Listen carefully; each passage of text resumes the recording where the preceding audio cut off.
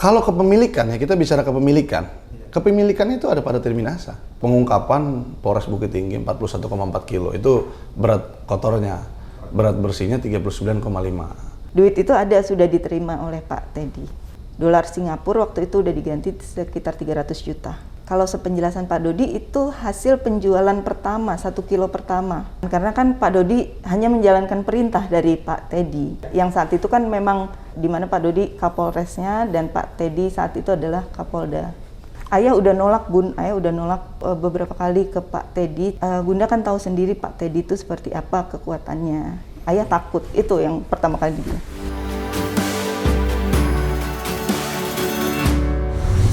Assalamualaikum warahmatullahi wabarakatuh. Selamat datang di channel Abraham Samad Speak Up.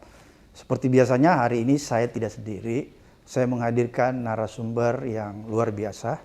Hari ini kita akan membahas persidangan kasus narkoba terdakwa Teddy Minahasa. Dan di studio saya telah hadir Ibu Rahmah, istri dari AKBP Dodi Prawira Negara. Benar kan Bu? Ya benar. Oke. Dan di sebelahnya juga hadir mendampingi Ibu Rahma, pengacara dari Pak Dodi ya Bu ya? Pengacara keluarga ya?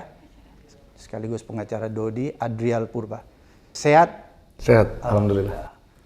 Bu, ini kita ngomong-ngomong santai aja Bu ya. Ini kemarin kan sidangnya Teddy Minahasa, banyak sesuatu yang mengejutkan kita semua ya Bu ya. Ada hal-hal yang di luar nalar kita terjadi. Salah satu contohnya ketika hakim memperdengarkan percakapan Teddy Minahasa kepada ibu mungkin ya. Dan di dalam percakapan itu menurut kita ada hal yang sebenarnya mengandung rekayasa ya. Ada hal yang ingin dikelabui, hal yang ingin dirubah dari fakta sebenarnya. Bisa nggak Ibu menceritakan misalnya gini, apa sih yang sebenarnya Pak Teddy inginkan dari percakapan itu? Apa yang dia hendak, tanda petik ya, menyuruh Ibu untuk melakukan sesuatu? Kalau intinya berdasar percakapan itu, awalnya yang pasti Pak Dodi jadi satu lawyer dengan Pak Teddy Minahasa. Jadi mencabut kuasa dari Pak Adriel, jadi satu waktu itu dengan pengacaranya Hendriyoso Diningrat. Oh, jadi maunya Pak Teddy, Ibu mencabut kuasa yang telah diberikan kepada Bang Adriel ya? Iya.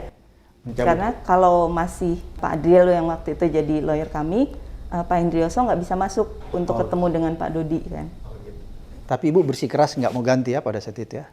Awalnya sempat saya tergoda. pikir bukan sempat tergoda karena sepenjelasan Pak Teddy adalah yang pertama kali saya ketemu di rumahnya. Jadi Pak Teddy bicara, memang saya pernah menyuruh Dodi untuk menyisihkan 5 kg sabu untuk menjebak Dinda. Nah, alasannya itu Bu ya, untuk itu menjebak. yang disampaikan, ya itu yang disampaikan Pak Teddy kepada saya saat itu. Jadi Pak TM itu beralasan ngasih alasan ke saya seperti itu. Jadi di pikiran saya saat itu adalah Pak Teddy mau menyelesaikan dengan langsung bertemu dengan Kapolri, menjelaskan apa adanya. Jadi sesuai fakta di mana Pak Dodi diperintah oleh Pak TM menyisihkan 5 kg untuk menjebak Linda. Itu pemikiran saya di awal. Jadi barang bukti dari 5 kg sabu itu diberikan kepada Pak Dodi oleh Teddy Minahasa untuk menjebak Dinda. Ya, karena diperintahkan untuk menyisihkan karena sabu itu kan ada di Polres Bukit Tinggi waktu itu. Hasil pengungkapan Polres Bukit Tinggi. Dan Pak Dodi di situ Kapolresnya Bu ya? Iya, Kapolresnya waktu itu. Gitu. Jadi kenapa saya masih mempertimbangkan waktu Bu Merti mengajak untuk jadi satu lawyer, karena pikiran saya saat itu adalah Pak Teddy masih akan menceritakan yang sebenarnya. Jadi menceritakan bahwa memang Dodi ini saya suruh untuk menyisihkan. Jadi mau diperjelas bahwa ini memang untuk menjebak Linda gitu. Tapi semakin kesini pemberitaan di media pun beda sama apa yang dijelaskan Pak Teddy kepada saya. Oke, jadi awalnya Ibu agak mulai percaya bahwa itu disisihkan untuk menjebak Linda ya? Iya. Tapi ternyata kesini-kesininya tidak seperti begitu ya? Iya. Jadi Ibu akhirnya enggan melakukan sesuatu yang diinginkan oleh Teddy Iya. ya. Oke. 5 kilogram kan yang disisihkan itu. Kemudian yang kan di waktu pada saat itu ada 2 kilogram ya yang di tempatnya Pak Dodi ya. Iya. Itu bagian dari 5 kilogram itu ya, Bu? Iya, bagian dari 5 kilogram yang ditaruh Arif di rumah waktu itu. Oh gitu. Jadi 2 kilogramnya yang terdapat di rumah Pak Dodi ya. Iya. Itu Arif ya. Arif ini siapa, Bu? Teman Pak Dodi udah lama sih. Polisi, Bukan orang sipil. orang sipil. Kayak ajudan begitu, Bu? Ya Seperti bisa dibilang asisten lah ya. asisten lah. Asisten pribadi ya. Iya. Oke. Itu kan saya dengar percakapan itu kan ada di dalam buang aja ke Arif, buang badan aja Buang ke Arif. badan, iya. Itu maksudnya apa tuh? Maksudnya dijelaskan juga di situ bahwa bilang bahwa barang sabu ini adalah milik Arif. Oh, jadi dalam percakapan lewat telepon itu Pak Teddy meminta Ibu sampaikan ke Pak Dodi bahwa nanti bilang di persidangan bahwa ini punya Arif. Iya. Ini sabu semua punya Arif gitu Iya. ya. Oh gitu. Tapi Ibu sampaikan ke Pak Dodi. Saya sampaikan ke Pak Dodi waktu itu. Karena kan sebelum Pak Teddy nelpon yang sudah sampai duluan ke Pak Dodi adalah suratnya, surat yang ditulis sama Pak Teddy itu. Isi suratnya apa itu, Bu? Nggak jauh beda sama yang disampaikan ke saya lewat telepon. Oke. Isinya yaitu jadi satu dengan TM, kemudian cabut semua berkas yang memberatkan Dodi dan TM, kemudian buang badan ke Arif mantan pengedar, terus ada yang dia sebut kayu gaharu di situ. Oke. Jadi kesimpulannya Pak Dodi ingin merekayasa ya di persidangan. Pak TM ya. Pak TM. Pak Teddy Minahasa meminta kepada Ibu agar Pak Dodi menjelaskan bahwa barang itu milik Arif ya. Iya, awak mintanya jadi satu lawyer dulu. Satu lawyer dulu. Baru mungkin entah apa yang direncanakan saya nggak tahu pasti. Oke. Tapi sepenjelasannya di surat dan telepon dari saya percakapan seperti itu. Jadi waktu ketika Ibu sudah sampaikan ke Pak Dodi bilang apa tuh kepada Ibu? Waktu awal sekali saya habis ketemu sama Bu Merti itu saya sampaikan ya. Ibu ini siapa tadi? Bu Merti. Ibu Merti itu istri Pak Teddy. Oke. Jadi Bu Merti mau bantu kita karena Bu Merti itu yakin ayah hanya diperintah sama bapak untuk melakukan ini gitu. Oke. Jadi bapak harus bertanggung jawab untuk mengeluarkan Dodi. Oke. Nah itu Pak Dodi masih menunggu kabar dari saya kelanjutannya gimana gitu. Oke. Tapi semakin kesini pemberitaan di media semua menyudutkan Pak Dodi udah nggak mau untuk berpikir jadi satu dengan Pak TM. Jadi Pak Dodi enggan ya mengikuti petunjuk arahan Pak Teddy Minahasa ya. Iya, karena harapan kita kan awalnya memang Pak Teddy mau menceritakan yang sebenarnya ke pimpinan saat itu kan Kapolri. Iya. Maunya Pak Teddy menjelaskan yang sebenar-benarnya bahwa memang ini perintah beliau, perintah Pak TM untuk menyisihkan dan untuk menjebak Linda itu, tapi yang terjadi pemberitaan beda lagi. Oke. Itu kan janjinya Pak Teddy ya mau Iya. menjelaskan seperti yang tadi Ibu katakan ke Kapolri ya. Iya. Itu tidak dilakukan Pak Teddy ya? Tidak dilakukan. Kenapa Ibu tahu bilang tidak dilakukan? Jadi Ibu ikut waktu ketemu ke Kapolri? Enggak ketemu. Jadi pada saat itu yang minta beliau untuk ketemu Kapolri dan menjelaskan adalah Bu Merti. Oh, Bu Merti. Iya, Karena Pak Dodinya udah ditahan. Iya, Pak Dodi udah ditahan waktu itu. Pak Teddy sudah ditahan juga? Belum, Pak Teddy kan 2 hari setelahnya, ya. 2 hari setelahnya baru ditahan. Jadi sebenarnya Pak Teddy belum ditahan. Belum. Tak ada rencana mau ketemu Kapolri? Iya. Sama istrinya ya? Ya untuk menjelaskan. Sama Ibu juga? Enggak, Pak Teddy aja karena istrinya Pak Teddy pun nggak tahu menahu masalah ini gitu. Oke. Jadi Pak Teddy bilang dia akan ketemu Kapolri untuk menjelaskan Iya. persoalan sebenarnya. Iya. Tapi itu tidak dilakukan. Sebenarnya dilakukan ke sana tapi kan sama Pak Kapolri waktu itu ditolak kalau sepenjelasan Bu Merti, lalu diarahkan ke Propam. Oh, jadi Pak Teddy mau ketemu Kapolri tapi Iya. nggak diterima. Iya. Disuruh ketemu sama Propam. Iya. Oh. dijelaskan dulu di sana. Oh, jelaskan perkaranya di Propam ya. Iya.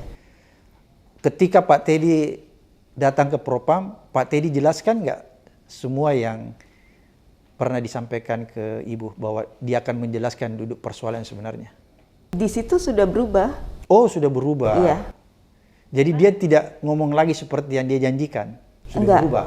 Enggak, dia tidak tahu menahu masalah barang itu. Terus tidak memerintahkan untuk menyisihkan. Oke. Terus Linda pun, Anita pun waktu itu dibilang tidak mengenal Anita, kalau nggak salah yang pertama Anita itu kali. siapa, Bu? Anita itu kenalan Pak Teddy sudah lama memang waktu Anita itu Linda ya? Anita itu Linda, Oke, ya. oke. Jadi sudah lama kenal sama Pak Teddy. Ini yang tadinya katanya mau dijebak ya? Iya, berdasarkan pernyataan Pak Teddy sudah 2 kali Ya. Pak Teddy itu ditipu sama Linda, katanya gitu. Jadi ini untuk menjebak Linda. Ya. Tapi ternyata waktu ketemu Propam, dia tidak ngomong seperti itu. Dia langsung bilang ini barang bukan miliknya. Iya, Dia nggak bilang ini barang untuk menjebak Linda. enggak. Dari mana Ibu tahu bahwa Pak Teddy mengatakan begitu? Setelah Pak Hendrioso jadi lawyernya dan di media semua pemberitaannya seperti itu. Oh, jadi Pak Henry sampaikan ke media yang sebenarnya bahwa Pak Teddy menyatakan tidak seperti itu ya? Iya, tidak tahu menahu tentang Tidak tahu sabu menahu 5 ya? kilo ini. Dia tidak justru sampaikan bahwa ini untuk menjebak Linda ya? Nggak ada itu ya? Enggak ada awal. Dia justru sebaliknya aja dia ngomong bahwa nggak tahu menahu ya? Iya. Bung Adrial, saya pengen tahu nih, bisa nggak dilengkapin tadi ini? Apa sih masalahnya sampai Pak Teddy itu ingin mencabut kuasanya yang telah diberikan ke Pak Adrial? Ya, jadi memang terima kasih sebelumnya Bang udah diundang. Iya, makasih. Jadi memang awal-awal kan kita bertemu di Polda Metro Jaya itu, Ya. ngobrol dengan Pak Dodi, diceritakan semua. Nah, satu ketika memang saya agak kaget pada saat itu Bu Ama Ya. minta saya untuk minta waktu lah. Biasanya kan selalu minta didampingi ketemu Pak Dodi. Nah, pada saat itu memang minta juga, tapi ketika di ruangan itu saya diminta untuk keluar katanya karena ngobrol berdua lah. Ngobrol berdua antara Bu Rama dan Pak Dodi. Ya saya izin juga kepada penyidik kan, apa diperbolehkan? Ya saya bilang perbolehkan gitu kan, karena kan memang hak juga. Habis itu ngobrol-ngobrol, saya ada dengar-dengar juga Pak Dodi teriak di dalam ruangan itu. Saya nggak tahu tuh apa perbincangannya. Setelah itu saya dipanggil. Habis itu dia bilang, ini ada surat dari Teddy Minahasa. Saya kaget, udah, ini kan udah ditahan. Saya konfirmasi ke penyidik, udah ditahan kan? Sudah loh, kok dapat surat ini gimana? Saya bilang. Iya. Nah akhirnya, tapi saya nggak bilang ke penyidik pada saat itu. Saya nggak bilang. Saya hanya konfirmasi, emang sudah ditahan? Saya bilang gitu. Sudah saya tanya cari info, ternyata di Patsus Provos Mabes Polri. Nah, saya heran kok bisa dia ngirim surat gitu. Akhirnya ditanya, menurut saya gimana ya? Saya bilang, kalau mau ikut skenario ini, saya lihat buang badan ke Arif. Skenario titik 2, penangkapan Anita, tetapi Arif yang melanggar rencana. Nah, kira-kira gitu bunyinya. Jadi semua itu rekayasa yang mau dibangun. Iya. Nah, kita lihat juga kan ahli bahasa kemarin kan bilang itu penyangkalan. Oke. Buang badan ke Arif itu adalah kalimat penyangkalan katanya. Jadi dia sebenarnya mau buang badan, mau sepertinya membersihkan diri lah, dan kira-kira supaya lepas dari jerat pidana ini gitu. Oke. Nah, kira-kira buang badannya ke Arif itu di awal. Iya. Nah, yang sekarang kita lihat mau buang badannya ke Dodi kan gitu. Oke. Nah, terus abis itu saya bilang ke Bang Dodi, Bang, ini skenario, saya jelasin. Ini abang kan paham, ini orang reserse kan abang kan udah sebelumnya kan saya banyak cerita sama dia. Nah, jadi abang harusnya ini paham, ini tuh skenario yang mau dibuat dia. Kalau perkara Sambo itu skenarionya di awal, abis itu Eliezer mengungkap. Iya. Kalau ini Pak Dodi sudah jujur, disuruh untuk mencabut semua keterangan BAP yang memberatkan Pak Teddy dan Pak Dodi. Untuk ikut skenario dia, cabut kuasa saya, bergabung sama dia. Kira-kira gitu. Supaya bisa diatur ya? Iya, dia tanya saya ketika itu, saya jawab langsung, kalau mau ikut ini saya mundur. Karena kan waktu itu sudah tentang kuasa saya. Tapi kalau memang abang ingin mengungkap yang sebenarnya, ya saya ikut. Saya pasti bantu, kita perjuangkan abang lah. Karena kan kita lihat di Eliezer kan kejujuran itu nilainya tinggi kan. Ya, saya harap juga ada dipertimbangkan soal kejujuran. Gitu. Nah, pada saat itu Pak Dodi langsung dia bilang, oh saya juga nggak mau ikut ini, mau dirobek pada saat itu. Saya bilang jangan, ini nanti kita jadi bukan bukti di pengadilan. Nah, jadi saya juga salut waktu itu sama Pak Dodi, sama Bu Ama juga. Karena jujur Bu Ama ini memang nggak ngerti Bang. Pada saat itu dia nanya, buang badan itu apa? Saya jelas buang badan itu, karena Bu Ama ini kan nggak ngerti yang salah yang mana. Sama lah seperti saya juga pada saat itu kan. Saya nggak ngerti Pak Dodi yang salah, atau Pak TM yang salah, yang benar yang mana kan kita nggak tahu, masih abu-abu semua. Nah kalau sekarang kan kita tahu kan, kalau dulu kan awal-awal nggak tahu. Jadi dibuang badan itu apa? Saya jelasin satu-satu. Ini maksudnya itu ini. Buang badan itu ingin bersihkan diri dia, ingin cuci dosa lah. Dilemparnya ke. Jadi kesalahan itu mau dilimpahkan kepada Arif semua ya? Arif semua. Bang Dodi langsung bilang, saya ingat banget itu. Bro, gue udah ngezolim orang. Arif gue udah ajak ke sini masuk jurang. Gue nggak mau lagi. Buang Arif lagi gue nggak mau. Kata dia itu. Udah kita ungkap aja, kita jujur aja. Capek gue bro begini. Dia bilang begitu. Ya saya salut, saya bilang oke bang. Abang putuskan, kalau emang nggak mau ikut Pak TM, ayo kita maju sama-sama. Akhirnya dia nolak bang. Langsung dia bilang, enggak. Kita ungkap aja yang sebenarnya. Jadi ketika dia ungkap yang sebenarnya itu bagaimana Bang Andrial? Apakah memang sabu itu diperuntukkan untuk menjebak atau memang punya Teddy Minahasa? Kalau kepemilikan ya, kita bicara kepemilikan. Kepemilikan itu ada pada Teddy Minahasa. Gitu. Ya, itu barang bukti kan? Barang bukti, itu barang bukti pengungkapan Polres Bukit Tinggi 41,4 kilo. Itu berat kotornya, berat bersihnya 39,5. Nah jadi pada saat itu memang di chat WA itu Pak Dodi udah sampaikan laporannya, berat kotornya 41,4 kilo, berat bersihnya 39,321 kalau nggak salah. Nah itu udah dilampirkan. Nah terus abis chat WA itu Pak TM menjawab, kita pakai rilis yang berat kotor saja katanya. Ya mungkin supaya kelihatan kan 41 kan lebih besar daripada 39. Gitu, itu ada chat WA-nya semua. Oh, itu yang disampaikan ya? Ya, jadi kalau sekarang sih ya saya rasa makin terang lah. Makin terang bahwa kepemilikan sabu itu memang pada Pak Teddy. Itu bukan punya Pak Dodi.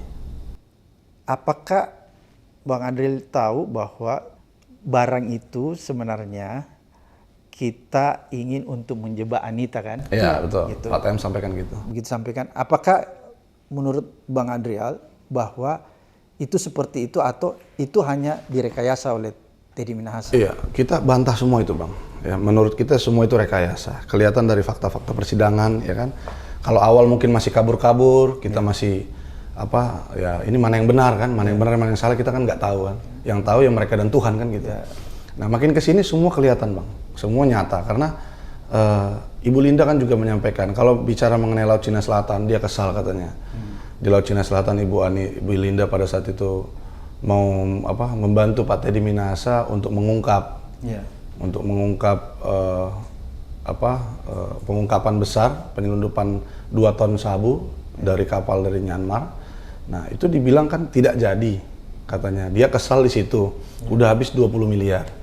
Nah menurut saya nggak nyambung karena kalau dia habis 20 miliar uangnya dari mana kan gitu. Seorang polisi punya uang 20 miliar. Ya kan katanya itu uang saya habis 20 miliar dan itu semua dibantah oleh Bu Linda, tidak habis sampai 20 miliar. Bu Linda kan juga klien saya Bang. Nah, jadi pada saat itu dia sampaikan, saya konfirmasi kan ke Bu Linda. Bu Linda gimana kejadian yang sebenarnya? Di Laut Cina Selatan itu memang dia pakai duit pribadinya, tapi itu semua dari sumbangan dari anak buahnya, dari junior lettingnya. Itu semua kalau kata Bu Linda dikompas sama dia. Nah setelah itu ada beberapa jenderal juga di situ katanya, salah satunya Pak Jenderal Medicis Woko. Itu udah disampaikan di persidangan juga. Nah setelah itu mau disisihkan 100 kilo, habis ditangkap disisihkan 100 kilo mau disuruh jual. Nah itu langsung Bu Linda cancel kapal dari Myanmar itu, jangan hadir, jangan datang pokoknya, karena saya mau disuruh untuk sisihkan dan disuruh jual. Nah jadi kan tidak jadi. Nah tapi Bu Linda tidak sampaikan pada saat itu karena dia yang nelpon katanya. Jadi terus Bu Linda katanya sudah dimaafkan, mereka cerita dalam satu kamar kan katanya kan, dalam satu kamar berhubungan badan juga. Setelah itu katanya Bu Linda sudah dimaafkan, Bu Linda minta maaf di situ. Mereka pulang, habis itu menikah siri, ya, sepenjelasan Bu Linda nih. Jadi saya rasa kalau mau menjebak setelah dari Laut Cina Selatan, habis itu menikah, habis itu pergi ke Taiwan lagi, di BAP saksi Pak Teddy disampaikan tuh, habis itu ke Brunei jual pusaka, ya kan? Kalau dia sudah kesal dengan Ibu Linda mau menjebak, kenapa menjebaknya baru 2023, 2022? Padahal ke Laut Cina Selatan 2019, ya kan, nggak masuk akal, ya kan? Terus itu tadi masalah uang nggak masuk, sekarang masalah kesal sudah dimaafkan. Habis itu mereka ke Taiwan, habis itu ke Brunei lagi. Kalau kesal kok mau ke Taiwan lagi, ke Brunei lagi, nah, itu masuk akal, nggak masuk akal ketiga, ya kan? Nah, terus mengenai apa? Jadi menurut saya penjebakan ini adalah skenario Pak Teddy Minahasa agar kira-kira lepas dari jeratan pidana ini. Nah dia mau buang badan ke Arief, jadi seolah-olah Pak Dodi dan Pak TM, ya ini akalnya ya waktu itu ya, kalau saya gambar ya, Pak Teddy Minahasa dan Pak Dodi bergabung, ya, mereka sudah benar menyisikan, terus dikasih ke Arief, tapi Arief ketika ke Linda malah menjual gitu. Nah, bukannya malah ikut berperan untuk menjebak Linda, tapi malah menjual ke Linda gitu, kira-kira gitu. Jadi begitu ya skenario yang disusun. Skenarionya ke situ. Oke, Ibu Rahma. Itu kan tadi pernah dijelasin sama Pak Teddy bahwa mau ke Kapolri, tapi akhirnya kan nggak diterima dan pada akhirnya ke Propamaja kan. Iya. Dan ternyata setelah penjelasan itu tidak sesuai dengan disampaikan Ibu. Setelah Ibu terima telepon yang Teddy meminta Ibu untuk menyampaikan ke Pak Dodi ya, kan itu kasih kertas tuh surat. Iya. Terus saya lihat apa udah dibaca gitu kan. Iya. Ibu bilang udah gitu. Terus Pak Teddy tanya lagi apa sudah disampaikan. Ibu jawab, ya saya sudah sampaikan. Apakah setelah kejadian itu ada reaksi dari Teddy? Setelah kejadian itu masih pernah nggak Teddy menghubungi Ibu? Setelah kejadian itu, saya lebih berhubungan sama Bu Merti. Istrinya Masih berkomunikasi dengan Bu Merti. Ya. Di situ karena Bu Merti harapannya masih kita bergabung dengan, kalau Bu Merti lebih ke rasa tanggung jawab kepada saya dan Pak Dodi, karena di situ Pak Dodi tidak bersalah. Maunya Pak Teddy bertanggung jawab atas itu. Yeah. Jadi keinginan Bu Merti bergabung dengan alasan itu, beda dengan alasan Pak Teddy. Jadi waktu malam saya pulang dari Polda itu saya masih berkomunikasi lagi dengan Bu Merti. Waktu itu kami video call. Di situ disampaikan sebenarnya Bapak mau video call langsung sama saya. Tapi berhubung tidak memungkinkan, jadi pesan dari Bapak itu disampaikan oleh lewat Bu Merti kepada saya untuk disampaikan lagi ke Pak Dodi. Jadi di inti pembicaraan itu adalah sampaikan ke Dodi untuk barang bukti uang itu tidak ada. Jadi jangan sampai ada uang itu harus dihilangkan.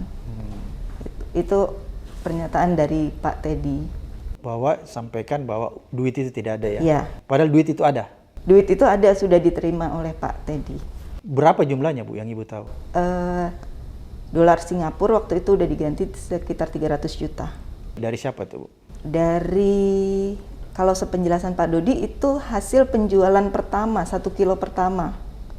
Jadi yang tadinya 400 dipotong 100 dari Bu Linda dan kurir, terus 300 itulah yang diserahkan ke Pak Teddy.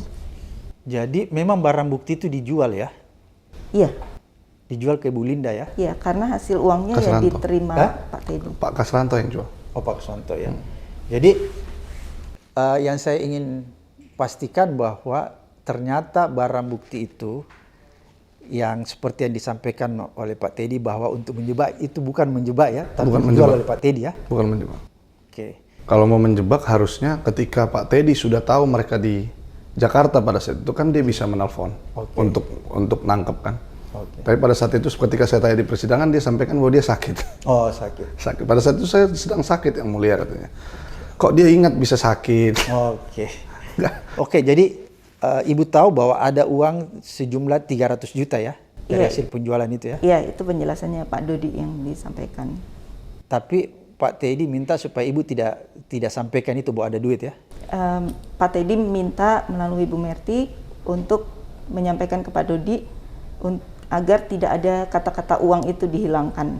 Jadi di BAP-nya Pak Dodi jangan sampai ada bukti uang itu. Cabut keterangan katanya. Oh, jadi Iya, cabut. kesimpulannya Pak Teddy tidak mau ada penjelasan di BAP Pak Dodi bahwa ada uang dari Iya. hasil penjualan barang Iya, itu uang ya. yang diserahkan ke Pak Teddy karena Oke. Pak Teddy bilang toh itu uangnya di dalam paper bag.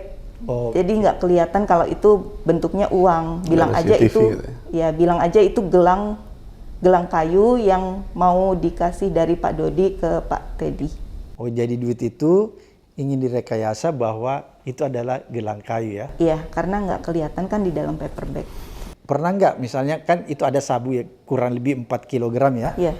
Pernah nggak disampaikan ke Ibu atau ke Pak Dodi bahwa itu bukan sabu gitu? Ada nggak pertama awal-awal Kalau begitu? awal pertama kali ketemu saya langsung disampaikan. Saya memang pernah memerintahkan Dodi untuk menyisihkan 5 kg sabu itu Oh, untuk langsung terus terang ya, iya, sabu ya? langsung untuk menjebak Linda itu, menjebak Anita waktu itu bilangnya. Tapi untuk menjebak ya. Iya. Penjelasannya ke saya menjebak Anita.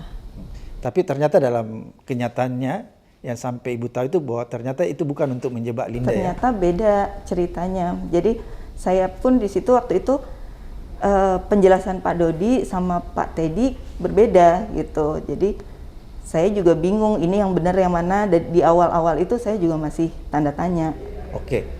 Tapi setelah berlangsungnya persidangan ini dengan mendengar telepon yang Ibu terima dari Dodi yang meminta Ibu untuk merekayasa, Ibu akhirnya tahu ya bahwa sebenarnya Teddy Minahasa ini banyak ingin melakukan sesuatu yang tidak sebagaimana mestinya.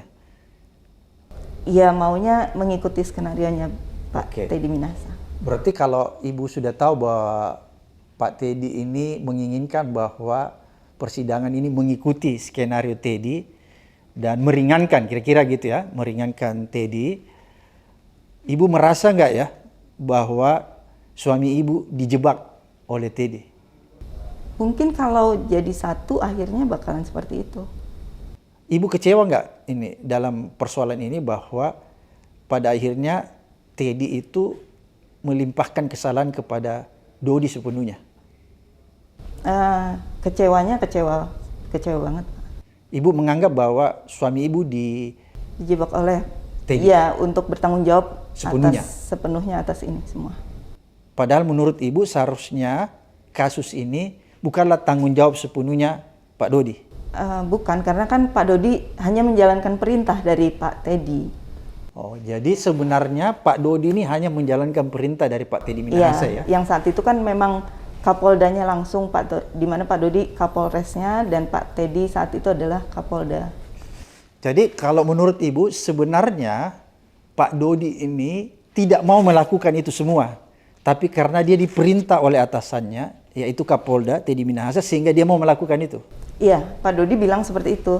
Ayah udah nolak Bun, ayah udah nolak beberapa kali ke Pak Teddy, tapi Pak Teddy tetap istilahnya tidak menghiraukan tolakan dari Pak Dodi. Jadi ditolak tapi tetap dikirimin nomor telepon Anita, disuruh bawa ke Jakarta gitu. Jadi tidak ada kata-kata dari Pak Teddy yang menghiraukan tolakan dari Pak Dodi gitu. Oke. Jadi Pak Dodi pun saat itu bilang, Bunda kan tahu sendiri Pak Teddy itu seperti apa kekuatannya. Ayah takut, itu yang pertama kali dibilang. Oke, jadi suami Ibu Pak Dodi menjalankan perintah dari Pak Teddy karena dia takut ya, Iya. atasannya, dan dia tahu bahwa kalau enggak dijalankan perintah ini berbahaya bagi dia. Iya. Oke, kalau begitu Ibu tahu bahwa suami Ibu adalah dikorbankan oleh Pak Teddy. Pernah enggak Ibu atau Bang Adrian Iya. mengajukan Pak Dodi ini ke Lembaga Perlindungan Saksi untuk ditetapkan jadi justice collaborator? Ya memang kita sudah mengajukan 2022 akhir November sepertinya, Oktober atau November itu, tepatnya saya lupa. Terus memang justice collaborator kami belum diterima. Oke. Karena pada saat itu di dalam suratnya LPSK mengatakan yang mengungkap perkara ini sampai terang benderang itu penyidik katanya, bukanlah keterangan Pak Dodi. Oke. Gitu. Nah, menurut kami itu keliru sekali karena memang kalau tidak Pak Dodi, Bu Linda yang ungkap ya karakternya Teddy contohnya, Ibu Linda kan ungkap semua. Ya. Terus juga bagaimana peristiwanya, yang ngasih duit coba. Kalau Pak, itu kan tidak ada saksi yang ngasih duit. Nah, kalau Pak Dodi tidak ungkap ngasih duit itu isinya uang, contohnya lah diajak bergabung, akhirnya mereka bergabung. Terus dikaburkanlah fakta pemberian uang itu oleh Dodi, ya kan, oleh Pak Dodi. Memang tidak ada uang, itu adalah kayu garu. Ini runyam nggak semua? Nggak akan terbuka ini perkara. Kan gitu. Jadi Pak Dodi itu berperan penting untuk mengungkap perkara ini. Jadi menurut kami kalau dibilang penyidik yang mengungkap, keliru. Karena saksi penangkap pun pada saat itu di dalam persidangan, di fakta persidangan dia mengatakan bahwa yang membantu sekali mengungkap perkara ini Pak Dodi, langsung dikatakan begitu. Jadi itu terungkap ya di persidangan bahwa sebenarnya yang membongkar, yang mengungkap sehingga terang benderanya kasus ini adalah Pak Dodi ya? Pak Dodi, karena kan banyak hal yang mereka lakukan hanya berdua. Pak Teddy, Pak Dodi dan Tuhan, kan hanya itu. Kan itu. Dalam satu hotel kamar Santika juga, apa yang mereka bicarakan mengenai uang, mengenai berangkat ke Jakarta, itu kan semua di dalam hotel kamar Santika, nggak ada saksinya. Gitu. Jadi kalau Pak Dodi tidak ungkap, kita berandai aja coba. Pak Dodi ikut dalam skenario. Kan di dalam surat itu juga cabut semua keterangan yang memberatkan saya, katanya kan gitu. Jadi menurut Bang Andrian, seandainya Pak Dodi ini ikut skenario Teddy Minahasa, maka kasus ini tidak akan terungkap. Tidak akan terungkap. Dan bisa jadi Pak Dodi lah yang mempertanggungjawabkan ini semua disuruh oleh Pak Teddy. Bisa jadi dipaksa sama dia, karena kan sudah satu surat kuasa. Semua hal yang mau dilakukan dia atas persetujuan Pak Teddy kan gitu. Itu yang saya langsung tanamkan oleh ke Pak Dodi pada saat dia terima surat itu. Kalau abang terima ini habis semua. Oleh karena itu, menurut Bang Adrian dan Ibu, seharusnya Pak Dodi ini ditetapkan sebagai justice collaborator. Wajib. Karena apa? Kalau tidak ada Pak Dodi yang berperan untuk mengungkap perkara ini dengan berani, jujur ya Bang, pada saat itu dia terima surat, itu dia masih takut itu. Dia bilang sama saya, tapi gimana nanti kalau saya diapa-apain gimana? Nah pada saat itu baru dia bilang, kita juga justice collaborator. Nah, pada saat itu saya langsung ngomong begitu, karena kan dia mau mengungkap. Mengungkap peristiwa yang lebih besar lagi. Karena kita juga lihat kalau dari aturannya ya, bukan pelaku utama, kan bukan pelaku utama. Iya, betul. Pelaku utama aktor intelektualnya kan Teddy. Ya kan dia kan kalau dalam wayang itu kan dia dalangnya. Ya kan dia yang mengatur Linda ya. Nah, Mas, Anita cepu kontak ya. Mas, itu didesak terus. Ditolak tapi didesak lagi. Kalau mengenai tidak mempunyai kepentingan ataupun tidak menerima keuntungan sama sekali Pak Dodi. Ya kan, hanya dia membantu menjalankan perintah Pak Teddy kan gitu aja. Jadi Pak Dodi dalam keadaan posisi sebagai anak buah tidak dapat menolak perintah atasan ya? Tidak dapat menolak perintah atasan, karena kalau kita, saya kan tanya juga memang kan saya sempat juga saya berandai masyarakat sipil biasa ya. Saya juga nggak terlalu paham bagaimana dunia Polri yang begitu kaku ternyata kan, yang disampaikan oleh ahli psikologi klinis pada saat itu. Saya tanya, emang gimana sih? Ya saya ini bro dibentuk itu dari Akabri 2001 katanya, belum Akpol, masih Akabri dulu katanya. Jadi jiwa Sabta Marga itu melekat banget katanya, Satya Prabu. Bagaimana saya harus setia pada pimpinan dan tidak boleh bantah, tidak boleh melawan, itu dididik dari Akabri katanya. Jadi ketika perintah atasan itu saya tolak pun pada saat itu saya udah terlampau berani katanya. Tapi ketika terus didesak, ya akhirnya mau nggak mau, senang tidak senang, suka tidak suka, harus saya lakukan gitu. Nah kita berandai kalau andaikan perintah tersebut ditolak, sehabis itu Pak Teddy nyuruh orang lain. Ini semua tidak akan terjadi. Gitu, karena sudah ada penolakan di situ. Oke, Bu, ini kita di akhir. Apa harapannya Ibu? Ini kan sebentar lagi Pak Dodi masuk ke dalam tahap tuntutan ya, oleh jaksa penuntut umum. Apa harapannya Ibu? Permintaan Ibu kepada jaksa penuntut umum. Harapan kepada jaksa dan hakim. Jadi kami sekeluarga juga paham Pak Dodi sudah melakukan kesalahan. Tapi beliau mau bertanggung jawab dan jujur menceritakan semua kejadian dari awal sampai akhir tanpa ada yang ditutupi oleh Pak Dodi. Kami berharap itu bisa menjadi pertimbangan untuk menuntut ringan. Ya, vonis hukuman ringan ya Pak Dodi. Kami sekeluarga tidak mengharap kebebasan karena memang ada konsekuensi yang harus Pak Dodi jalani hukuman itu, tapi setidaknya bisa diperingan atas kejujuran Pak Dodi membuka perkara ini. Oke, jadi Ibu berharap peradilan ini berlangsung fair, berlangsung adil agar supaya Pak Dodi dituntut ringan dan pada akhirnya divonis ringan oleh majelis hakim ya. Iya. Oke, sekali lagi terima kasih Bu atas kesempatan yang diberikan Bang Andrial. Semoga kita berdoa aja, semoga majelis hakim, jaksa penuntut umum mendengar ya apa yang jadi harapan Ibu dan apa yang menjadi harapan keluarga, bahwa Pak Dodi sudah mengungkap terang benderang kasus ini. Oleh karena itu sudilah kiranya ya majelis hakim memeriksa untuk memberikan hukuman yang ringan. Terima kasih Bang Adrian, Ibu Rahma. Sampai ketemu di episode Abraham Samad Speak Up.